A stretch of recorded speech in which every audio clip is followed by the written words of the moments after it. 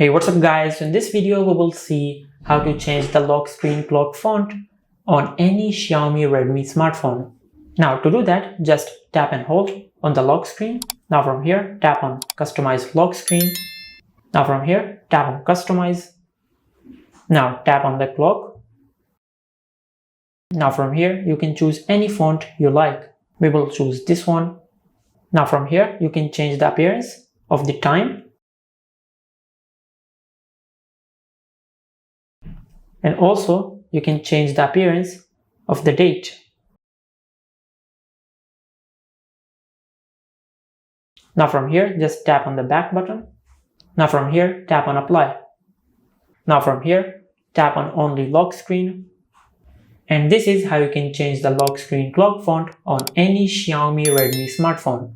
If you found this video helpful, please like the video and subscribe to the channel and hit the bell icon to get notified when we upload a new video.